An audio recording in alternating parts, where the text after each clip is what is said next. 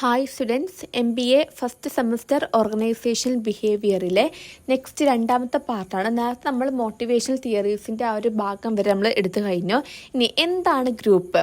അതായത് ഗ്രൂപ്പ് എന്ന് പറയുമ്പോൾ രണ്ടോ അല്ലെങ്കിൽ അതിൽ കൂടുതലോ വ്യക്തികൾ ഒരു കൂട്ടമായിരുന്നു കൊണ്ട് ഒരു ഗോൾ അച്ചീവ് ചെയ്യുക, അല്ലെങ്കിൽ ഒരു ഗോൾ അച്ചീവ് ചെയ്യാൻ വേണ്ടിയിട്ട് രണ്ടോ അല്ലെങ്കിൽ അതിൽ കൂടുതൽ വ്യക്തികളോ ഇരുന്നിട്ട് എന്ത് ചെയ്യുന്നു, അതിന് പ്ലാൻ ചെയ്യുന്നു, ആ ഒരു ഗോൾ അച്ചീവ് ചെയ്യാൻ വേണ്ടിയിട്ട് ഡിസ്കസ് ചെയ്യുന്നു, അവരുടെ പ്രവർത്തനങ്ങൾ ചെയ്യുന്നു.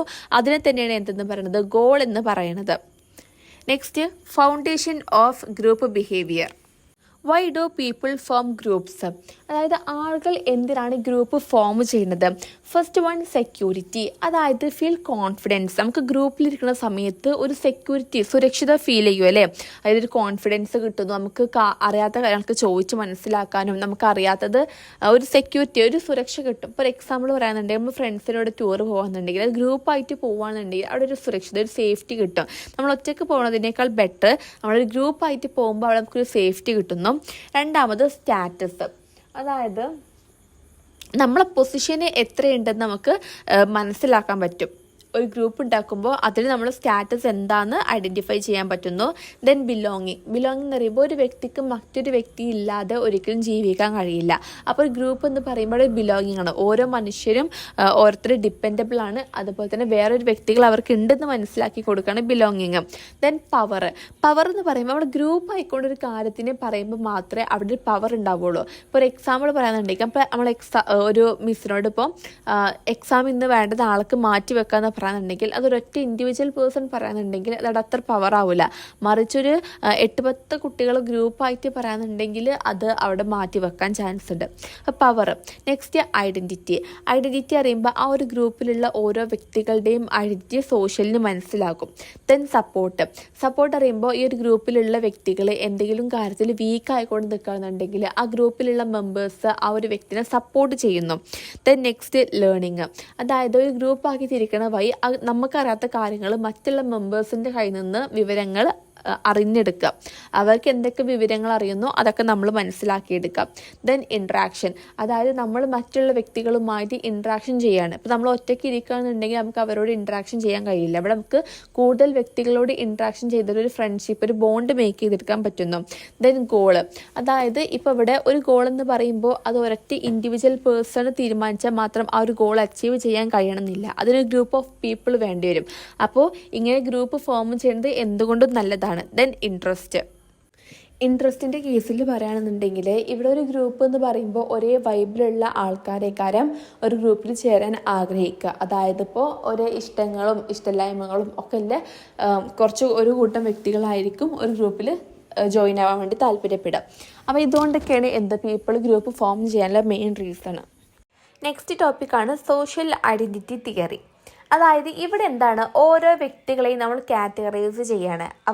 അവരെ കാറ്റഗറൈസ് ചെയ്യുന്നുണ്ട് ഏതിൻ്റെയൊക്കെ വിഭാഗത്തിൽ. അതായത് ഇപ്പോൾ വിദ്യാർത്ഥികൾ, അതുപോലെ തന്നെ സ്ത്രീകൾ, പുരുഷന്മാർ, ക്രിക്കറ്റർ, മുസ്ലിംസ്, ഇങ്ങനെ ഓരോ വിഭാഗങ്ങളാക്കി നമ്മൾ മാറ്റിത്തിരിക്കുന്നു. ഓരോരുത്തരെയും കാറ്റഗറൈസ് ചെയ്യുന്നു. അങ്ങനെ ചെയ്തതിന് ശേഷം അവർ ഏത് കാറ്റഗറൈസിൻ്റെ കീഴിലാണോ ഉൾപ്പെട്ടത് അതിൻ്റെ ബിലീഫും കൾച്ചറും ലൈഫ് സ്റ്റൈലൊക്കെ ആയിരിക്കും പിന്നെ അവർ എന്ത് ചെയ്യുക, അവിടെ ചെയ്തുകൊണ്ടിരിക്കുക. എന്നിട്ട് ഇവർ മറ്റുള്ള കാറ്റഗറീസിനെ വെച്ച് കമ്പാരിസൺ ചെയ്യും. അപ്പോൾ ഇതാണ് സോഷ്യൽ ഐഡൻറ്റിറ്റി തിയറി. അപ്പോൾ ഇതിൻ്റെ കോമ്പോണൻസ് വെച്ച് പറയാനുണ്ടെങ്കിൽ, ഫസ്റ്റ് സോഷ്യൽ കാറ്റഗറൈസേഷൻ.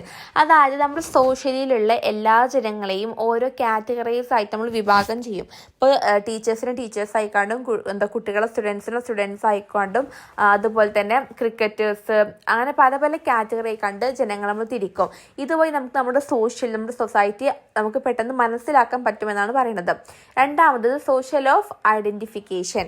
അതായത് നമ്മളിപ്പോൾ ഏത് ഗ്രൂപ്പിലാണോ പെട്ടത് ആ ഒരു പെട്ട ഗ്രൂപ്പിൻ്റെ ബിലീഫുകളും കൾച്ചറും ലൈഫ് സ്റ്റൈലായിരിക്കും പിന്നെ നമ്മൾ അങ്ങോട്ട് കണ്ടിന്യൂ ചെയ്യാം. ഒരു എക്സാമ്പിൾ പറയാനുണ്ടെങ്കിൽ, ഒരു മെഡിക്കൽ സ്റ്റുഡൻറ്റ് മെഡിക്കൽ കാറ്റഗറീസിലായി പെട്ടാൽ പിന്നെ അവിടുത്തെ ബിലീഫുകൾ, അതിൻ്റെ ചിട്ടകൾ, ടൈമുകൾ, ആ രീതിയിലൂടെ ആയിരിക്കും ആ കുട്ടി വർക്ക് ചെയ്യുക. ഇനിയിപ്പോൾ ഒരു ക്രിക്കറ്റർ ആണെന്നുണ്ടെങ്കിൽ എന്ത് ചെയ്യുന്നു, ഒരു ക്രിക്കറ്റിൻ്റെ കാറ്റഗറൈസിൽ പെട്ടാൽ അതിന് ശേഷം അയാൾ എങ്ങനെയായിരിക്കും ടൈമിങ്ങിലും ബോഡിയൊക്കെ ഫുൾ ഫിറ്റ് ആയി കണ്ടൊക്കെ ആയിരിക്കും അയാൾ ജീവിതം ഉണ്ടാവുക. അതാണ് social identification, then social comparison. അതായത് നമ്മുടെ ഗ്രൂപ്പ് മറ്റുള്ള ഔട്ട് ഗ്രൂപ്പിനെ വെച്ച് കമ്പയർ ചെയ്യുമ്പോൾ നമ്മളാണ് ബെറ്റർ എന്ന് അവരെ ഐഡൻറ്റിഫൈ ചെയ്യുക. അതാണ് കമ്പാരിസൺ ചെയ്യുന്നു. അവിടെ ഒരു സെൽഫ് എസ്റ്റീം ഉയർത്തി വരുന്നു എന്നാണ് സോഷ്യൽ ഐഡൻറ്റിറ്റി തിയറി പറയണത്. Next, stage of group formation. അതായത് ഒരു ഗ്രൂപ്പ് എങ്ങനെ ഫോം ചെയ്യുന്നു. ഫസ്റ്റ് നമ്മൾ ഫോമിങ്.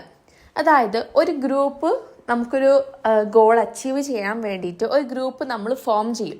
അപ്പം അതിന് ഡിഫറെൻറ്റ് പീപ്പിൾസ്, പലതരത്തിലുള്ള പീപ്പിൾസിനും, ഇപ്പോൾ ഏജിൻ്റെ ഗ്രൂപ്പിലും ജെൻഡർ വൈസിലും അങ്ങനെ എല്ലാ കാറ്റഗറിയിലും ഡിഫറെൻ്റ് ആയിട്ടുള്ള പീപ്പിൾസ് ഉണ്ടാകും. അപ്പോൾ അങ്ങനെ കുറച്ച് കുറച്ച് ഇൻഡിവിജ്വൽ പേഴ്സൺസിന് എന്ത് ചെയ്യുന്നു, അവർ സെറ്റാക്കിയതാണ് എന്തെന്ന് പറയണത്, ഗ്രൂപ്പ് എന്ന് പറയണത്. അപ്പോൾ ഇവിടെ എന്ന് പറയുമ്പോൾ ഇവിടെ ആർക്കും പരസ്പരം ഒരു അറിവൊന്നും ഉണ്ടാവില്ല. ഇവരാരാണ്, ഇവരെങ്ങനത്തെ ആളാണ്, ആർക്കും അങ്ങോട്ടും ഇങ്ങോട്ടും പരസ്പരം ഒരു അറിവുണ്ടാവില്ല. അതുപോലെ തന്നെ അവിടെ ഈ ഒരു ഗ്രൂപ്പിൽ ഇവരുടെ റോൾ എന്താണ്, ഇവരെന്തൊക്കെ കാര്യങ്ങൾ ചെയ്യണം എന്നൊന്നും ഇവർക്കൊരു ഐഡിയ ഉണ്ടാവില്ല. ഇപ്പോൾ ഒരു ഉദാഹരണം പറയുകയാണെന്നുണ്ടെങ്കിൽ, ഒരു പ്രൊജക്റ്റ് കംപ്ലീറ്റ് ആക്കണം. അപ്പോൾ ഈ ഒരു പ്രൊജക്റ്റ് കംപ്ലീറ്റ് ആക്കണമെന്നുണ്ടെങ്കിൽ ഒരു സെറ്റ് ഓഫ് പീപ്പിൾസും ഒരു 10 ആളുകൾ അടങ്ങിയിട്ടുള്ളൊരു ഗ്രൂപ്പ് വേണം. അപ്പോൾ ഇവരങ്ങനെ 10 ആൾക്കാരെ വെച്ച് ഒരു ഗ്രൂപ്പ് ഉണ്ടാക്കുന്നു. പക്ഷെ ആ ഗ്രൂപ്പിലുള്ള ആളുകൾ തമ്മിൽ പരസ്പരം അറിയൂല. അവർക്ക് ആ ഒരു പ്രൊജക്റ്റിൽ എന്തൊക്കെ, അതായത് അവരുടെ റോൾ എന്തൊക്കെയാണ്, അവരെങ്ങനെയൊക്കെ ചെയ്യേണ്ടതെന്നും ഒരു ഐഡിയ ഉണ്ടാവില്ല. അതാണ് ഫോമിങ്. രണ്ടാമത് സ്റ്റോമിങ്. അങ്ങനെ ഗ്രൂപ്പൊക്കെ ആയതിനു ശേഷം കുറച്ച് കഴിയുമ്പോൾ അവരെന്ത് ചെയ്യുന്നു, അവിടെ കുറേ പ്രശ്നങ്ങളൊക്കെ ഉണ്ടാവാൻ ചാൻസ് ഉണ്ട്. അതായത് എന്തിൻ്റെ പേരിലാണ് പ്രശ്നങ്ങൾ. ഇപ്പോൾ ചിലർ പറയും ഞാൻ ഈ ഒരു റോൾ, അവിടെ അവരുടെ റോളിൻ്റെ കേസിൽ, അതായത് ഓരോരുത്തർ ചെയ്യുന്ന വർക്കിൻ്റെ കേസിലാണ് പ്രശ്നങ്ങൾ ഉണ്ടാകാം. അതുപോലെ തന്നെ ലീഡർ ആവണീൻ്റെ കേസിലും പ്രശ്നങ്ങളൊക്കെ ഉണ്ടാവാമെന്ന് പറയുന്നുണ്ട്.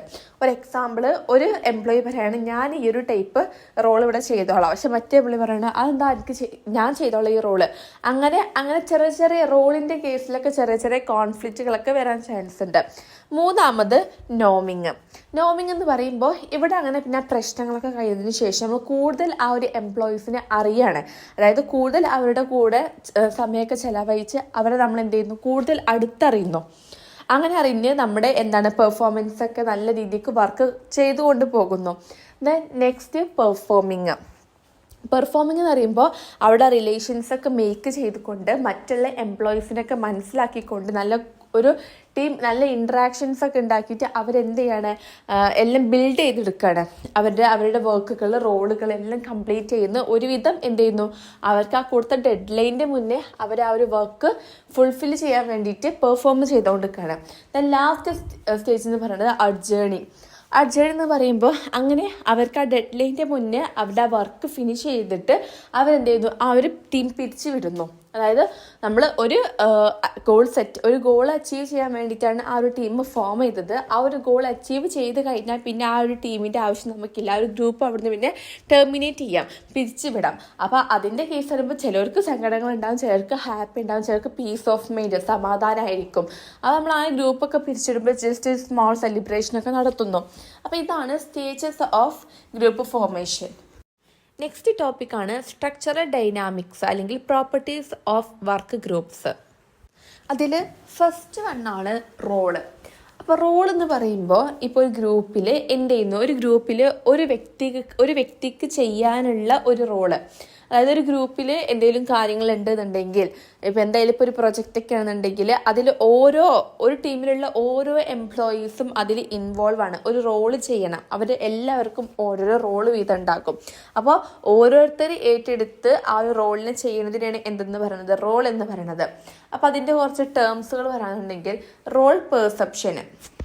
ഇവിടെ നമുക്കൊരു റോള് തരുന്ന സമയത്ത് ആ റോള് എന്താണെന്ന് നമ്മൾ മനസ്സിലാക്കിയെടുക്കുക. ഇപ്പോൾ ഒരു ടീമൊക്കെ ആക്കി നമ്മളെ തിരിച്ചു, അപ്പോൾ നമുക്ക് അതിൽ റോള് ചെയ്യാൻ വേണ്ടി തരും. ഈ റോള് നമ്മൾ എന്താണെന്ന് മനസ്സിലാക്കിയെടുക്കുക. ഇപ്പോൾ ഒരു എക്സാമ്പിൾ, ഒരു ടീച്ചർ ഒരു കുട്ടീനോട് പറയണേ you are the class leader. അപ്പോൾ ആ കുട്ടിക്ക് മനസ്സിലാകുന്നു, ഓക്കെ ഞാനാണ് ഈ ക്ലാസ്സിലെ ലീഡർ. അപ്പോൾ എൻ്റെ റോളുകൾ, ഈ ക്ലാസ്സിലുള്ള എൻ്റെ റോളുകൾ എന്തൊക്കെയാണെന്ന് ഞാൻ മനസ്സിലാക്കിയെടുക്കുക. ഓരോരുത്തരെ നയിച്ചു കൊണ്ടുപോകണം, അങ്ങനത്തെ നമ്മൾ മനസ്സിലാക്കിയെടുക്കുക. അതാണ് ഫസ്റ്റ് വൺ, റോൾ പെർസെപ്ഷൻ. രണ്ടാമത് റോൾ എക്സ്പെക്റ്റേഷൻ. അതായത് എൻ്റെ കയ്യിൽ നിന്നും മറ്റുള്ളവർ എന്ത് എക്സ്പെക്റ്റ് ചെയ്യുന്നു. ഇപ്പോൾ ഈ ഒരു എക്സാമ്പിൾ പറയുന്നുണ്ടെങ്കിൽ, ഈ ഒരു ക്ലാസ്സിൽ ഇങ്ങോട്ട് മിസ് പറഞ്ഞു ഞാനാണ് ക്ലാസ് ലീഡർ. അപ്പോൾ അവിടെ എൻ്റെ റോൾ എന്ന് പറയുന്നത് ക്ലാസ് ലീഡർ ആയിട്ടാണ് എനിക്ക് റോൾ കിട്ടിയിരുന്നത്. അപ്പോൾ എൻ്റെ സബോർഡിനേറ്റ്സ്, അതായത് ക്ലാസ്സിലുള്ള മറ്റു കുട്ടികൾ, അവർ എൻ്റെ കയ്യിൽ നിന്ന് എന്തൊക്കെ എക്സ്പെക്റ്റ് ചെയ്യും എന്നുള്ളതാണ് റോൾ എക്സ്പെക്റ്റേഷൻ. ഇപ്പോൾ ഒരു ഓർഗനൈസേഷൻ്റെ കേസിലാണെന്നുണ്ടെങ്കിൽ ഞാൻ അവിടുത്തെ ലീഡറാണ്. അപ്പോൾ അവിടെയുള്ള എംപ്ലോയീസിനെ അവർക്കുള്ള ഇൻഫോർമേഷൻസ് പറഞ്ഞു കൊടുക്കുന്നതും മോട്ടിവേറ്റ് ചെയ്യുന്നതൊക്കെ ഞാനാണ്. അപ്പോൾ എൻ്റെ കയ്യിൽ നിന്നും അവർ ഇതായിരിക്കും എക്സ്പെക്റ്റേഷൻ ചെയ്യുന്നത്. മൂന്നാമത് റോൾ കോൺഫ്ലിക്റ്റ്. അതായത് ഇപ്പോൾ ഒരു വ്യക്തിക്ക് തന്നെ ഡിഫറെൻറ്റ് റോൾ ഉണ്ടെന്നുണ്ടെങ്കിൽ ഒരു സമയത്ത് ആ രണ്ട് റോളും കൂടി കൂട്ടിമുട്ടുമ്പോൾ ഉണ്ടാകുന്ന ഒരു കോൺഫ്ലിക്റ്റ്. ഒരു എക്സാമ്പിൾ പറയുന്നുണ്ടെങ്കിൽ, ഒരു സ്റ്റുഡൻറ്റ് എന്താണ്, ഒരു ഒരു പേഴ്സൺ എന്ന് പറയുന്ന ആൾ സ്റ്റുഡൻ്റാണ്. അതേ സെയിം ടൈം അയാളൊരു പാർട്ട് ടൈം വർക്കറുമാണ്. അപ്പോൾ ഈ ഒരു രണ്ട് റോളുകളും ഒരൊറ്റ സമയത്ത് വരികയാണെന്നുണ്ടെങ്കിൽ, അതായത് ക്ലാസ്സിൻ്റെ സമയത്ത് തന്നെ ഈ ഒരു വർക്ക് ടൈമിൻ്റെ സമയം വരികയാണെന്നുണ്ടെങ്കിൽ അവിടെ ഒരു കോൺഫ്ലിക്റ്റ് ഉണ്ടാകും. അപ്പോൾ ഇതാണ് role conflict. Next role ambiguity. ഇവിടെ പറയുമ്പോൾ എന്താണ്, ഓരോ എംപ്ലോയീസിനും ഒരു റോൾ ഉണ്ടാക്കും. അപ്പോൾ അവരോട് പറയുകയാണ് ഇങ്ങനൊരു റോള് പ്രിപ്പയർ ചെയ്യാൻ. പക്ഷെ അയാൾക്ക് കൊടുത്ത റോൾ അയാൾക്ക് മനസ്സിലാവണില്ല. കുറേ മിസ്അണ്ടർസ്റ്റാൻഡിങ്സ് വരുന്നുണ്ട്. അതായത് എംപ്ലോയിനോട് ഒരാൾ അതിലുള്ള ലീഡർ പറയാണ് ഈ ഒരു ഡാറ്റ റെഡിയാക്കും. അപ്പോൾ അവിടെ ഡാറ്റ റെഡിയാക്കി മാത്രമേ പറഞ്ഞിട്ടുള്ളൂ. എന്തിന് ഡാറ്റ, ഡെഡ് ലൈൻ ഏത് വരെ, എന്തൊക്കെ അത് ഉൾപ്പെടണം, ഒന്നും പറഞ്ഞില്ല. അപ്പോൾ അവിടെ അയാൾക്ക് ഒരു അണ്ടർസ്റ്റാൻഡിങ് ലെവൽ ഇല്ലാത്ത മാതിരിയായി. അപ്പോൾ ഇതാണ് റോളിൻ്റെ കേസിൽ പറയുന്നത്. രണ്ടാമതാണ് നോംസ്. നോംസ് എന്ന് പറയുമ്പോൾ ഇപ്പോൾ ആ ഒരു ഗ്രൂപ്പിൽ നമ്മൾ പറഞ്ഞിട്ട് ഒരു സെറ്റ് ഓഫ് ഇൻഡിവിജ്വൽസ്, എംപ്ലോയീസ് ഉണ്ടാകും. അപ്പോൾ ഒരു ഗ്രൂപ്പിൽ ഇവർ പാലിക്കേണ്ട റൂൾസ് ആൻഡ് റെഗുലേഷനെയാണ് എന്തെന്ന് പറയുന്നത്, നോംസ് എന്ന് പറയുന്നത്. അതായത് കുറച്ച് ഗൈഡ് ലൈൻസും റൂൾസും സ്റ്റാൻഡേർഡ്സും ഒക്കെ ഇവർ എന്ത് ചെയ്യണം, പാലിക്കണം. അതിനാണ് നോംസ് എന്ന് പറയുന്നത്. അപ്പോൾ ടൈപ്സ് ഓഫ് നോംസ് ആണ്. First one performance norms.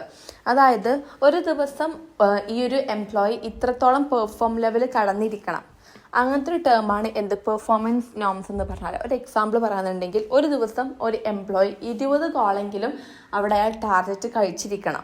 അതാണ് പെർഫോമൻസ് ലെവൽ. ഒരു എംപ്ലോയി ഒരു ദിവസം ഇത്ര ലെവൽ പെർഫോമൻസ് കാഴ്ച വെച്ചിരിക്കണം ആണ് പെർഫോമൻസ് ലെവൽ എന്ന് പറയുന്നത്.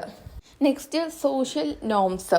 സോഷ്യൽ നോംസ് എന്ന് പറയുമ്പോൾ ഇവിടെ എന്താണ്, ഒരു ഗ്രൂപ്പിലുള്ള എംപ്ലോയീസ് എങ്ങനെ കമ്മ്യൂണിക്കേഷൻ ചെയ്യണം, ആ ഒരു ഗ്രൂപ്പിൽ എങ്ങനെ ഇടപെടണം, അവരോടുള്ള കമ്മ്യൂണിക്കേഷൻ എങ്ങനെ, സോഷ്യലിയുള്ള കമ്മ്യൂണിക്കേഷൻ എങ്ങനെ എന്നാണ് പറയുന്നത്. അപ്പോൾ ഒരു ഉദാഹരണം പറയുകയാണെന്നുണ്ടെങ്കിൽ, ഇപ്പോൾ ഒരു മീറ്റിംഗ് ഒക്കെ നടക്കണമെന്നുണ്ടെങ്കിൽ അതിൻ്റെ ഇടയിൽ കൂടി കയറിക്കാണ്ട് ഇൻട്രാക്ഷൻ ചെയ്യാൻ പാടില്ല. ഓക്കെ, അതൊന്നാമത്. പിന്നെ പറയുന്ന ഒരു പോയിന്റ് എന്താണെന്ന് വെച്ചാൽ, നമ്മൾ കമ്മ്യൂണിക്കേഷൻ ചെയ്യുന്ന സമയത്ത് ഫുള്ളായിട്ട് കേട്ടുകൊണ്ടിരിക്കണം. അത് കേട്ടതിന് ശേഷം മാത്രം നമ്മൾ സംസാരിക്കുക. ദെൻ അപ്പിയറൻസ് നോംസ്, ഇതാണ് മൂന്നാമത്. അതായത് ഇവിടെ അപ്പിയറൻസ്, നമ്മളൊരു ബിഹേവിയർ, നമ്മുടെ ഡ്രസ്സിങ്ങിലും നമ്മുടെ ലുക്ക് വൈസിലും ക്യാരക്ടർ വൈസിലുള്ള ഒരു അപ്പിയറൻസ് നോമാണ് പറയുന്നത്.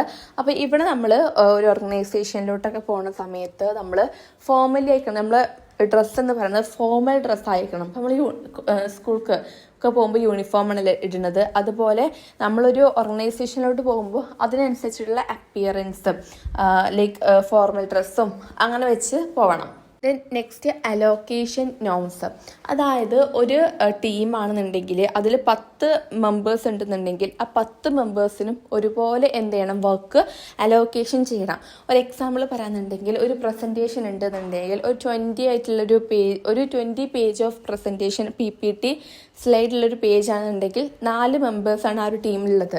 അപ്പോൾ ഓരോ മെമ്പേഴ്സിനും 5 വീതം സ്ലൈഡ് വെച്ച് കൊടുക്കണം, ഈക്വലി അവർക്ക് ഡിസ്ട്രിബ്യൂട്ട് ചെയ്യണം. അപ്പോൾ ഇതാണ് നോംസ് എന്ന് പറഞ്ഞാൽ. Third വണ്ണാണ് status. സ്റ്റാറ്റസ് എന്ന് പറയുമ്പോൾ ഇപ്പോൾ നമ്മൾ പറഞ്ഞാൽ ഗ്രൂപ്പിൽ ഉണ്ടാകുന്ന അത്രയും എംപ്ലോയീസ്, സെറ്റ് ഓഫ് എംപ്ലോയീസ് ഉണ്ടാകും. അപ്പോൾ അവർക്കുള്ള സ്റ്റാറ്റസ്, അതിപ്പോൾ അവരുടെ പൊസിഷൻ്റെ മേലിലോ ഒക്കെ ആയിട്ടുള്ള ഒരു സ്റ്റാറ്റസ് ആയിരിക്കും. അപ്പോൾ അതിൽ ഫസ്റ്റ് വൺ എന്ന് പറയുന്നത് പൊസിഷൻ ഓർ അതോറിറ്റി. അതായത് അവരുടെ പൊസിഷൻ കൂടുന്തോറും അവർക്ക് അവിടെ അവരുടെ സ്റ്റാറ്റസ് കൂടിക്കൊണ്ടിരിക്കും. ഇപ്പോൾ ഒരു മാനേജർ എന്ന് പറയുമ്പോൾ അതിൻ്റെ മേലാണ് സുപ്പീരിയറിൻ്റെ മേലാണ് അസിസ്റ്റൻ്റ്. അപ്പോൾ അവിടെ ഒരു വ്യക്തിൻ്റെ പൊസിഷൻ കൂടിക്കൂടി വരുന്നതിനനുസരിച്ചിട്ട് അയാളുടെ സ്റ്റാറ്റസും ലൈക്ക് മറ്റുള്ളവർ അയാളുടെ ഡൊമിനൻ്റ് പൊസിഷൻ, ഹൈ പൊസിഷൻ കൂടിക്കൂടി വരികയാണ്. അതാണ് പൊസിഷൻ ഓർ അതോറിറ്റി എന്ന് പറയുന്നത്. Next point expertise and skill. അതായത് ഒരു ഗ്രൂപ്പിൽ ഒരു വ്യക്തിക്ക് നല്ല സ്കില്ല് കൂടുതലുള്ള ഒരു വ്യക്തിക്ക് നല്ല എവിടെ പോയാലും ഒരു ഹൈ ലെവൽ പൊസിഷൻ കിട്ടും. ഒരു എക്സാമ്പിൾ പറയാനുണ്ടെങ്കിൽ ഒരു ഗ്രൂപ്പിൽ ഒരു വ്യക്തിക്ക് മാത്രമേ നല്ല സ്കില്ലുള്ളൂ. എന്തിൻ്റെ ബേസിൽ? കോഡിങ്ങിൻ്റെ ബേസിൽ. അപ്പോൾ അയാൾക്ക് ആ ഒരു ഗ്രൂപ്പിൽ ഹൈ പൊസിഷൻ കിട്ടും. അതാണ് എൻ്റെ എക്സ്പെർട്ടൈസ് ആൻഡ് സ്കില്ല് പറയുന്നത്.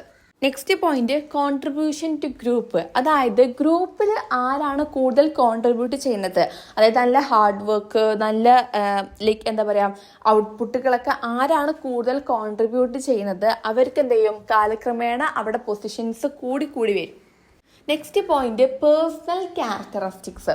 അതായത് ഒരു വ്യക്തിക്ക് സെൽഫ് കോൺഫിഡൻസ് ഉണ്ട്, അതുപോലെ തന്നെ ലീഡർഷിപ്പിൻ്റെ സ്കില്ലുകളുണ്ട്, കമ്മ്യൂണിക്കേഷൻ സ്കില്ലുണ്ട്, അദ്ദേഹം എന്താണ് എല്ലാത്തിനുള്ള സ്കില്ലുണ്ട്, ഒരു എക്സ്ട്രോവേർട്ട് പേഴ്സൺ ആണ്. അങ്ങനത്തെ വ്യക്തികൾക്ക് അവരെപ്പോഴും മുന്നോട്ട് വന്നിട്ട് അവർക്ക് എന്ത് ചെയ്യുന്നു, അവിടെ നല്ലൊരു പൊസിഷൻ ഉണ്ടാക്കിയെടുക്കാൻ പറ്റും. പക്ഷേ ഇതിനൊക്കെ ബാക്ക് കാണിക്കുക ലോ പൊസിഷനിലാണ്. അതായത് ഇങ്ങനെ അധികം ഒരു ഇൻട്രോവേർട്ട് പോലത്തെ പേഴ്സൺസ് ഒന്നും ഇങ്ങനത്തിന് മുൻതൂക്കി അങ്ങോട്ട് വരാൻ ശ്രമിക്കൂല. അങ്ങനെ ആകുമ്പോൾ അവരുടെ പൊസിഷൻസൊക്കെ ബാക്കിലോട്ടാവും. അപ്പോൾ ഇതാണ് എന്ത് സ്റ്റാറ്റസിൻ്റെ കേസിൽ പറയുന്നത്. നെക്സ്റ്റ് സൈസ് ആൻഡ് ഡൈനാമിക്സ് ആണ്.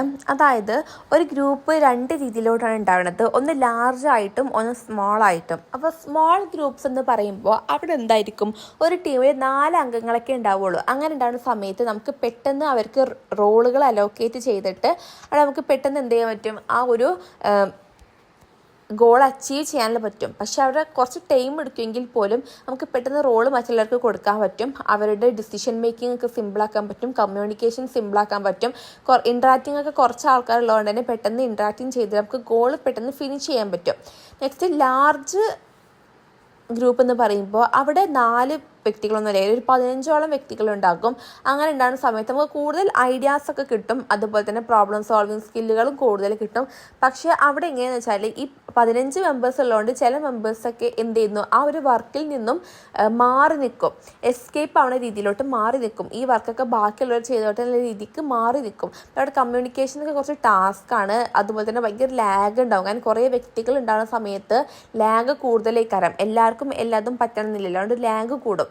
അപ്പോൾ ഇതാണ് size and dynamics of group. Next ആണ് കൊഹസീവ്നെസ്. കൊഹസീവ്നെസ് എന്ന് പറയുമ്പോൾ മറ്റുള്ള ജനങ്ങളുമായിട്ട്, മറ്റുള്ള പീപ്പിൾസുമായിട്ട് ഒരു അട്രാക്ഷൻ ഉണ്ടാക്കുക, ഒരുമ ഉണ്ടാക്കുക, ബന്ധം, റിലേഷൻ ഉണ്ടാക്കുക. അതിനാണ് എന്ത് കൊഹസീവ്നെസ് എന്ന് പറയുന്നത്. അപ്പോൾ ഈ ഒരു കൊഹസീവ്നെസ് കൂടുതൽ ഉണ്ടാവുന്നത് സ്മോൾ ആയിട്ടുള്ള ഗ്രൂപ്പുകളിലൊക്കെ ആയിരിക്കും. അവർ തമ്മിൽ ഒരു ഇൻട്രാക്ഷൻ നല്ല മേക്ക് ചെയ്യാൻ പറ്റും, നല്ലൊരു ബോണ്ട് ക്രിയേറ്റ് ചെയ്യാൻ പറ്റും, കോർഡിനേഷൻ ഉണ്ടാക്കാൻ പറ്റും, ഒക്കെ ചെയ്യാൻ പറ്റും. ഒരു എക്സാമ്പിൾ പറയാന്നുണ്ടെങ്കിൽ ഒരു ടീം ഓഫ് മെമ്പേഴ്സ് ഒരു ക്വിസ് മത്സരത്തിന് പോയി. അപ്പോൾ എന്ത് ചെയ്യുന്നു, ആ ഒരു ടീം എന്ത് ചെയ്തു, ജയിച്ചു. അങ്ങനെ ജയിക്കുന്ന സമയത്ത് അവിടെ എല്ലാവരുടെയും പാർട്ടിസിപ്പേഷൻ ഉള്ളതുകൊണ്ടാണ് ജയിച്ചത്. അപ്പോൾ അവിടെ ഇൻട്രാക്ഷൻ അവർ തമ്മിൽ കൂടും, അതുപോലെ തന്നെ ആ ഒരു ബോണ്ടിങ്ങും കോർഡിനേഷനും ഒക്കെ അവിടെ കൂടും. അതാണ് എന്ത് കൊഹസീവ്നെസ് പറയുന്നത്. Next one diversity. അപ്പോൾ ഡൈവേഴ്സിറ്റി പറയുമ്പോൾ ഒരു ഗ്രൂപ്പിലുള്ള മെമ്പേഴ്സ് എന്ന് പറയുന്നത് പല ടൈപ്സ് ഓഫ് മെമ്പേഴ്സ് ആയിരിക്കും. അത് അവരുടെ ജെൻഡറിൻ്റെ ഡിഫറൻസ് ഉണ്ടാക്കുന്നു, അവരുടെ ഏജിൻ്റെ ബേസിൽ, കൾച്ചറലിൻ്റെ ബേസിൽ, അവരുടെ പെർസെപ്ഷൻ്റെ ബേസിൽ, അങ്ങനെ എല്ലാ കാര്യങ്ങളിലും ഡിഫറെൻ്റ് ആയിട്ടുള്ള ഒരു കൂട്ടം പീപ്പിൾസ് ആയിരിക്കും എന്തിലുണ്ടാവുന്നത്, ഈ ഒരു ഗ്രൂപ്പിലുണ്ടാവുക. അങ്ങനെ ഉണ്ടാകുന്ന സമയത്ത് നമുക്കുള്ള ഗുണങ്ങൾ എന്തൊക്കെയാണെന്ന് വെച്ചാൽ, നമുക്ക് ഏജ് വൈസിലാവുമ്പോൾ കൂടുതൽ എക്സ്പീരിയൻസ് ഉള്ള ആൾക്കാരുള്ളത് കൊണ്ട് തന്നെ നമുക്ക് ആ ടീം കുറച്ചുകൂടി ബെറ്റർ ആക്കാൻ പറ്റും, ഡിസിഷൻസ് മേക്ക് ചെയ്യാൻ പറ്റും. അങ്ങനെ നമുക്ക് കൂടുതൽ ഐഡിയാസ് കിട്ടും, പ്രോബ്ലം സോൾവിങ് സ്കിൽസൊക്കെ കൂടി വരും. ഇതൊക്കെ ഇങ്ങനെ പല ടൈപ്പ് ഓഫ് ആൾക്കാരുകൾ ഉണ്ടെന്നുണ്ടെങ്കിൽ ബെനഫിറ്റാണ്. പക്ഷേ അതിൻ്റെ ഡീമെറിറ്റ് എന്തൊക്കെയാണെന്ന് വെച്ചാൽ, ഒരു ലാംഗ്വേജ് കമ്മ്യൂണിക്കേഷൻ ബാരിയേഴ്സ് ഉണ്ടാവാം. അതായത് പല ലാംഗ്വേജിലുള്ള ആളുകളാണ് അവിടെ ഉള്ളതെന്നുണ്ടെങ്കിൽ കമ്മ്യൂണിക്കേഷൻ ബാരിയേഴ്സ് ഉണ്ടാകും. അതുപോലെ തന്നെ ഇപ്പോൾ കൾച്ചറിൻ്റെ ബേസിൽ ഡിഫറൻസ് ഉണ്ടാകും. കാരണം പല വ്യക്തികൾക്കും പല കൾച്ചറുകളാണ്. അപ്പോൾ അവരുടെ കൾച്ചറിൻ്റെ വിശ്വാസത്തിൽ ഡിഫറൻസ് ഉണ്ടാകുന്നു. പിന്നെ പറയണത് ഇപ്പോൾ ഏജ് വൈസിലുള്ള വ്യക്തികളാണെന്നുണ്ടെങ്കിൽ അവരുടെ ഒരു ടീമിനെ സബോർഡിനേറ്റ്സ് ആക്കിയിട്ട് അങ്ങനെ കുറച്ച് പാർഷ്വാലിറ്റീസ് ഒക്കെ ഉണ്ടാവാൻ ചാൻസ് ഉണ്ട്. അപ്പോൾ ഇതൊക്കെയാണ് എന്തെന്ന് പറയുന്നത് ഗ്രൂപ്പിൻ്റെ പ്രോപ്പർട്ടീസ് ആയിട്ട് വരുന്നത്. നെക്സ്റ്റ് ടോപ്പിക്കാണ് സോഷ്യൽ ലോഫിങ്. അതായത് ഒരു ഗ്രൂപ്പ്, ഒരു സെറ്റ് ഓഫ് പീപ്പിൾസ് നിന്നുകൊണ്ട് ഒരു ഗ്രൂപ്പിൽ വർക്ക് ചെയ്യുന്ന സമയത്ത് എന്ത് ചെയ്യുന്നു, അവിടെയുള്ള എംപ്ലോയീസ്, ഇപ്പോൾ 1-2 എംപ്ലോയീസ് എന്ത് ചെയ്യുന്നു, അതിൽ നിന്ന് മാറി നിൽക്കുന്നു. അതായത് അവർ ഇൻഡിവിജ്വലായി കണ്ട് ഒരു ഗോൾ അച്ചീവ് ചെയ്യുമ്പോൾ അവർ കൂടുതൽ എന്ത് ചെയ്യുന്നുണ്ട്, സ്ട്രെങ്ത് അവിടെ എഫേർട്ട് യൂസ് ചെയ്യുന്നുണ്ട്. പക്ഷെ ഒരു ഗ്രൂപ്പായിട്ട് അവരവിടെ എഫേർട്ട് വളരെ കുറച്ച് എഫേർട്ട് യൂസ് ചെയ്യണുള്ളൂ. അതിനെയാണ് എന്ത്, സോഷ്യൽ ലോഫിംഗ് എന്ന് പറയുന്നത്. അപ്പോൾ അതങ്ങനെ ഉണ്ടാവാനുള്ള കാരണം എന്താണെന്നാണ് ചോദിക്കുന്നത്. അതായത് ഒരു ഗ്രൂപ്പിൽ ഇപ്പോൾ ഇത്ര ഒരു 15 വ്യക്തികളോ 6 വ്യക്തികളോ ഉള്ള ഗ്രൂപ്പിലാണെന്നുണ്ടെങ്കിൽ എന്ത് ചെയ്യുന്നു, ഇവർക്ക് മേ ബി റോള്, അതായത് ചില വ്യക്തികൾക്ക് റോൾ ഉണ്ടാവണില്ല. അങ്ങനെ ആകുമ്പോൾ അവരുടെ എഫേർട്ട് അവിടെ കുറയും. പിന്നെ ഒരു കൃത്യമായിട്ടുള്ള റോൾ എല്ലാവർക്കും കൊടുക്കണില്ല. അപ്പോൾ ആർക്കും ഏതാണെന്ന് മനസ്സിലാവുന്ന ഒരു അറിവുണ്ടാവില്ല. അതായത് ഓരോരുത്തർക്കും ഇന്ന റോള് പറയാണ്ട് കൊടുത്തിട്ടുണ്ടാവില്ല. അപ്പോൾ അതിന് താല്പര്യമുള്ള ആൾക്കാർ എന്ത് ചെയ്യുന്നു, പോയി വാങ്ങുന്നു. അങ്ങനെ 3ാമത്, ഇനിയിപ്പോൾ താൻ ആ ഒരു വർക്ക് ചെയ്താൽ പോലും തനിക്ക് ആ ഒരു പേര് കിട്ടൂല, അവരെന്നെ പ്രശംസിക്കൂല, ആ ഒരു തോട്ടുള്ളതുകൊണ്ട് അങ്ങനെ എഫേർട്ട് ഇടാതെ നിൽക്കുന്നു. പിന്നെ ബാക്കിയുള്ളവർ ചെയ്ത് തീർത്തോളും എന്നുള്ള തോട്ട് വെച്ചുകൊണ്ട് അങ്ങനെ ചെയ്യുന്നു. പിന്നെ മോട്ടിവേഷൻ, അതായത് ഒരു ഇൻട്രസ്റ്റ് ഇല്ലായ്മ, ഈ ഒരു എഫേർട്ട് ഇടാൻ തീരെ ഇൻട്രസ്റ്റ് ഇല്ല, ആ ഒരു ബേസിലും എന്ത് ചെയ്യുന്നു, അങ്ങനെ തോട്ടുകളൊക്കെ വരുന്നു. അപ്പോൾ ഇതിനൊക്കെ എങ്ങനെയാണ് ഈ ഒരു സോഷ്യൽ ലോഫിങ്ങിന് എങ്ങനെ റെഡ്യൂസ് ചെയ്യുക? അതായത് എല്ലാവർക്കും എന്തായത് ഓരോ ഈച്ച് പേഴ്സൺ റോള് കൊടുക്കാൻ ശ്രമിക്കണം. പിന്നെ ഈ ഗ്രൂപ്പ് എന്ന് പറയുന്നത് ഏറ്റവും കുറഞ്ഞ ഒരു 4-3 ആൾക്കാരുള്ള ഗ്രൂപ്പാക്കി മാറ്റണം. വലിയ നമ്പർ ഓഫ് ഗ്രൂപ്പ് ഉണ്ടാക്കുമ്പോഴാണ് ആർക്കും റോള് കിട്ടാതെ വരുന്നത്. അപ്പോൾ 4-3 ഗ്രൂപ്പാക്കി മാറ്റണം. പിന്നെ ഇവരൊരു വർക്ക് ചെയ്താൽ അത് ഇവരിതെന്ന് അറിയിച്ച് കണ്ട് എന്തെങ്കിലും റിവാർഡ്സ് കൊടുക്കണം. അപ്പോൾ സോഷ്യൽ ലോഫിംഗ് എന്ന് പറഞ്ഞാൽ എന്താണ്, ഗ്രൂപ്പ് ആയതുകൊണ്ട് അവർക്ക് ഇൻട്രസ്റ്റ് ഇല്ലാത്തത് കാരണം ബാക്കിയുള്ള ആളുകൾ വർക്ക് ചെയ്ത് തീർക്കും എന്നുള്ള ഒരു വിശ്വാസത്തോട് കൂടിയിട്ട് എന്ത് ചെയ്യുന്നു, എഫേർട്ട് ലെസ് ആയിട്ട് ഇടുന്നു. നെക്സ്റ്റ് ടോപ്പിക്കാണ് ഗ്രൂപ്പ് ഡിസിഷൻ മേക്കിംഗ്. അതായത് ഗ്രൂപ്പ് ഡിസിഷൻ മേക്കിംഗ് എന്ന് പറയുമ്പോൾ നമ്മൾ ഗ്രൂപ്പിൽ ഇരുന്നു കൊണ്ട് എന്ത് ചെയ്യുന്നു, ഒരു കാര്യത്തിൻ്റെ മേലിൽ നമുക്ക് ഡിസിഷൻ മേക്ക് ചെയ്യാം. അപ്പോൾ ഇതുകൊണ്ടുള്ള ഉപകാരങ്ങൾ എന്തൊക്കെയാണെന്ന് വെച്ചാൽ നമുക്ക് ഒരു എക്സാമ്പിൾ രൂപേണ പറയാം. അതായത് നമുക്ക് മാർക്കറ്റിൽ ഒരു പ്രൊഡക്റ്റ് ലോഞ്ച് ചെയ്യണം. അപ്പോൾ ആ ഒരു ഗ്രൂപ്പ് എന്ന് പറയുന്നത് ഒരു 15 പേര് ഇൻക്ലൂഡ് ആയിട്ടുള്ളൊരു ഗ്രൂപ്പാണെന്ന് വെച്ചോളൂ. അപ്പോൾ അവിടെ നമുക്ക് എന്ത് ചെയ്യണം, പ്രൊഡക്റ്റ് ലോഞ്ച് ചെയ്യണം. അപ്പോൾ അതിന് വേണ്ടിയിട്ട് അത് എങ്ങനെയൊക്കെ ലോഞ്ച് ചെയ്യാം, അതിന് വേണ്ടി നമ്മൾ ഡിസിഷൻസ് നമുക്ക് മേക്ക് ചെയ്യാൻ പറ്റും. കുറേ വ്യക്തികളുള്ളതുകൊണ്ട് തന്നെ പല ഡിസിഷൻസ് നമുക്ക് ഉണ്ടാക്കിയെടുക്കാൻ പറ്റും. അതിലൊരു ബെസ്റ്റ് ആയിട്ടുള്ളൊരു ഡിസിഷൻ ആയിരിക്കും നമ്മൾ അവസാനം സെലക്ട് ചെയ്യുന്നത്. കാരണം എല്ലാവരുടെയും പെർസെപ്ഷൻസും ഐഡിയാസും നോളജൊക്കെ ഡിഫറെൻ്റ് ആണ്. അപ്പോൾ അവരുടെ ഓരോരുത്തരുടെയും ഐഡിയാസും നോളജൊക്കെ വെച്ചിട്ടായിരിക്കും അവരൊരു ഡിസിഷൻ മേക്ക് ചെയ്യുന്നത്. അതുകൊണ്ട് കൂടുതൽ ഐഡിയാസും പ്രോബ്ലം സോൾവിങ് സ്കില്ലും ഒക്കെ നമ്മളത് വർദ്ധിപ്പിക്കാൻ ചാൻസ് ഉണ്ട്. പക്ഷെ ഇതിൻ്റെ ഡീമെറിറ്റ് എന്താണെന്ന് വെച്ചാൽ ചിലപ്പോൾ ഒരു ഗ്രൂപ്പ് എന്ന് പറയുമ്പോൾ അത് 2-3 ആളുകളേക്കാൾ ഡൊമിനൻ്റ് പൊസിഷനിൽ ഉണ്ടാവുക. അതായത് ഒരു ഹൈ ലെവൽ ലീഡർഷിപ്പിനൊക്കെ ബേസ് ചെയ്തുകൊണ്ട് ഒരു ഹൈ ലെവൽ പൊസിഷനിൽ ഉണ്ടാവുക. അപ്പോൾ ഇവർ എന്ത് പറയുന്നു, ചില എംപ്ലോയീസ് ഒന്നും ഇണ്ടാതെ അവരെന്ത് പറയുന്നു അതിന് ഒക്കെ തല ആട്ടിക്കൊണ്ടിരിക്കുക. ചിലർ അങ്ങനെ ആയിരിക്കും. അപ്പോൾ അവരുടെ എന്താണ് ഡിസിഷൻ മേക്കിംഗ് ഒന്നും പുറത്ത് വരിപ്പിക്കാനൊരു ഇവിടെ ഒന്നും പറ്റില്ല. അപ്പോൾ അതൊക്കെ ഒരു ഡീമെറിറ്റ് ആയിട്ട് വരുന്നുണ്ട്. അപ്പോൾ ഈ ഒരു ഡിസിഷൻ മേക്കിംഗ് 2 ടൈപ്പ് ഉണ്ട്, ഗ്രൂപ്പ് തിങ്കും ഗ്രൂപ്പ് ഷിഫ്റ്റും. നെക്സ്റ്റ് ആണ് ഗ്രൂപ്പ് തിങ്ക്. അതായത് ഗ്രൂപ്പ് തിങ്ക് എന്ന് പറയുമ്പോൾ നമ്മുടെ ഒരു ഗ്രൂപ്പിൽ നമ്മൾ പറഞ്ഞു ഒരു 5-6 എത്രയെങ്കിലും മെമ്പേഴ്സ് ഉണ്ടാവും. ഒരു സെറ്റ് ഓഫ് ഇൻഡിവിജ്വൽസ് ആണ് എന്തെന്ന് പറയുന്നത് ഗ്രൂപ്പ് എന്ന് പറയുന്നത്. അപ്പോൾ ആ ഒരു ഗ്രൂപ്പിൻ്റെ റിലേഷൻ എന്നും മെയിൻറ്റെയിൻ ചെയ്ത് പോകാനും അതുപോലെ തന്നെ അവിടുത്തെ ഒരു ഐക്യം ഉണ്ടാവാൻ വേണ്ടിയിട്ടൊക്കെ എന്ത് ചെയ്യുന്നു, അവരെന്ത് ചെയ്യുന്നു, ഒരു ഡിസിഷൻ മേക്ക് ചെയ്യും. പക്ഷേ ഇവിടെയുള്ളൊരു മെമ്പർ എന്ത് ചെയ്യാണ്, ആ ഒരു ഡിസിഷൻ മേക്കിങ് ഇനി ഞാൻ എൻ്റെ ആശയം പറയുന്നത് കാരണം അവിടെ ആ ഒരു റൂള് ബ്രേക്ക് ചെയ്യുന്നു, അല്ലെങ്കിൽ അവരുടെ ഹാർമണിക്ക് എന്തെങ്കിലും പറ്റുന്നു എന്നുള്ളൊരു വിശ്വാസം കൊണ്ട്, ആ റിലേഷനൊന്നും ബ്രേക്ക് ചെയ്യേണ്ട എന്നുള്ളൊരു വിശ്വാസം കൊണ്ട് എന്ത് ചെയ്യുന്നു, ആ ഒരു വ്യക്തി ഒന്നും പറയാതെ, അവരുടെ ആശയങ്ങളൊന്നും പറയാതെ എന്ത് ചെയ്യുന്നു, ബാക്കിയുള്ളവർ പറയുന്നതിനൊക്കെ സമ്മതിക്കുന്നു. മേ ബി അവരെടുത്ത ഡിസിഷൻ ഒരു തെറ്റായിട്ടുള്ള ഡിസിഷൻ ആകാം. അപ്പോൾ ഇയാളത് അറിഞ്ഞിട്ട് പോലും എന്ത് ചെയ്യുന്നു, അത് നമ്മുടെ ഗ്രൂപ്പിനെ എഫക്റ്റ് ചെയ്യും, ഞാൻ പറഞ്ഞാൽ ഹാർമണിക്ക് എഫക്റ്റ് ചെയ്യുന്നൊക്കെ വിചാരിച്ചുകൊണ്ടൊന്നും പറയണില്ല. ഒരു എക്സാമ്പിൾ പറയുകയാണെന്നുണ്ടെങ്കിൽ, ഇപ്പോൾ ഒരു പ്രൊജക്റ്റ് ചെയ്യാൻ വേണ്ടിയിട്ട് കുറച്ച് വ്യക്തികൾ, ഒരു group of peoples set of employees ആക്കി. അപ്പോൾ ഇവരൊരു ഡിസിഷൻ പറയാൻ വേണ്ടിയിട്ട് ബാക്കിയുള്ള അംഗങ്ങളൊക്കെ പറയുന്നുണ്ട്. അപ്പോൾ അതിനൊക്കെ എന്ത് ചെയ്യുന്നു, ബാക്കിയുള്ളവരൊക്കെ സമ്മതിക്കണം, അത് ശരിയാണ്, അങ്ങനെ ഇങ്ങനെ. അപ്പോൾ ഇയാൾക്ക് അവരേക്കാൾ ബെറ്റർ ആയിട്ടുള്ള ഡിസിഷൻ തോന്നി മനസ്സിൽ. അപ്പോൾ ഇയാളത് പറയാൻ ശ്രമിക്കുന്ന സമയത്ത് അയാൾ എന്ത് ചെയ്യാന്ന്, ഇപ്പം ഞാനിത് പറയുകയാണെന്നുണ്ടെങ്കിൽ അത് അവരെ ബാധിക്കും, മേ ബി അത് അവർക്ക് കുറച്ചിലാക്കും, ഈ ഒരു ഗ്രൂപ്പ് എന്നും ഇങ്ങനെ നിലനിന്ന് പോകണം എന്നുള്ളൊരു തോട്ട് കൊണ്ട് എന്ത് ചെയ്യുന്നു, അയാൾ ആ ഒരു ആശയം അവിടെ പറയണില്ല. അയാൾ അവർ പറഞ്ഞത് ശരിയാണ്, ബാക്കിയുള്ളവരൊക്കെ അവർ പറയുന്ന ആ ഒരു ഡിസിഷന് ശരിയാണെന്ന് അംഗീകരിക്കുന്നു. അപ്പോൾ ഞാനും അതുപോലെ അംഗീകരിക്കാം എന്നൊരു തോട്ട് വരികയാണ്. അപ്പോൾ ഇങ്ങനത്തെ ലക്ഷണങ്ങൾ, അതായത് ഒരു ഗ്രൂപ്പ് തിങ്കിൻ്റെ ലക്ഷണങ്ങൾ എന്ന് പറയുമ്പോൾ ഒരു ഓവർ കോൺഫിഡൻസ് ഉണ്ടാകുന്ന സമയത്താണ്. അതായത് ബാക്കിയുള്ള എല്ലാ എംപ്ലോയീസും അതേ പറയുമ്പോൾ ഇയാൾക്കും ഒരു ഓവർ കോൺഫിഡൻസ്, ഇയാൾ ഇവർ പറയുന്നത് ശരിയായിരിക്കാം, ഒരു ഓവർ കോൺഫിഡൻസ് ഉണ്ടാകുന്ന സമയത്താണ്. പിന്നെ ഒരു ഗ്രൂപ്പ് ഇങ്ങനെ ലൈക്ക് അവരുടെ ഹാർമണിക്കൊന്നും പറ്റരുത് എന്നുള്ളൊരു വിചാരണത്താലാണ് ഒന്നും പറയാത്തത്. ഇതിൻ്റെ കോൺസിക്വൻസ് എന്തൊക്കെയാണെന്ന് വെച്ചാൽ ലൈക്ക് ഇങ്ങനെ എല്ലാവരെ കൊണ്ട് നമ്മൾ എന്ത് ചെയ്യണം, ഡിസിഷൻസ് മേക്ക് ചെയ്യിപ്പിക്കണം. അതിനാണ് നമ്മൾ ഗ്രൂപ്പാക്കി ഇടുന്നത്. അല്ലാതെ 2 വ്യക്തികൾ പറഞ്ഞിട്ട് അതിന് തലയാട്ടി ഇരിക്കാനല്ലല്ലോ ഗ്രൂപ്പാക്കി ഇടുന്നത്. അപ്പോൾ എല്ലാവരെയും നമ്മൾ കൺസിഡർ ചെയ്യണം, എല്ലാവരും ഡിസിഷൻ മേക്ക് ചെയ്യണം. അപ്പോൾ ഇതാണ് എന്തെന്ന് പറയുന്നത് ഗ്രൂപ്പ് തിങ്കിങ് എന്ന് പറയുന്നത്. Next group shift. Group shift എന്ന് പറഞ്ഞാൽ അവരൊരു സെറ്റ് ഓഫ് പീപ്പിൾസ് മീറ്റിംഗ് കഴിഞ്ഞ് അവിടെ നിന്ന് പുറത്തിറങ്ങിയതിന് ശേഷം അവർ തീരുമാനം എടുക്കണം, ഒരു റിസ്കി ആയിട്ടുള്ള പ്രൊജക്റ്റിലോട്ട് എൻ്റർ ചെയ്യാൻ വേണ്ടിയിട്ട് തീരുമാനം എടുക്കുക. അപ്പോൾ ഇവിടെ എന്തിൻ്റെ ബേസാണ്, ഒരു ഗ്രൂപ്പ് ചർച്ച കാരണമാണ് ഇത്തരം റിസ്കി പ്രൊജക്റ്റ് അവർ ഏറ്റെടുക്കാൻ വേണ്ടി തീരുമാനിക്കുന്നത്. അങ്ങനെ ഒരു റിസ്കി ആയിട്ടുള്ള ഒരു പ്രൊജക്റ്റ് ചെയ്യുന്ന സമയത്ത് ഗ്രൂപ്പ് കഴിഞ്ഞ് അവർ ഇൻഡിവിജ്വലായിട്ട് പുറത്തിറങ്ങിയിട്ട് അവർ ഗ്രൂപ്പ് മേക്ക് ചെയ്ത് ആ ഒരു റിസ്കി പ്രൊജക്റ്റ് ഏറ്റെടുക്കാൻ വേണ്ടി തയ്യാറാവാണ്. എന്തുകൊണ്ട്, ബാക്കിയുള്ള എംപ്ലോയീസിൻ്റെ സപ്പോർട്ട് കാരണം അവർ തയ്യാറാവുകയാണ്. അപ്പോൾ ഇതാണ് എൻ്റെ ഗ്രൂപ്പ് ഷിഫ്റ്റ് എന്ന് പറയുന്നത്.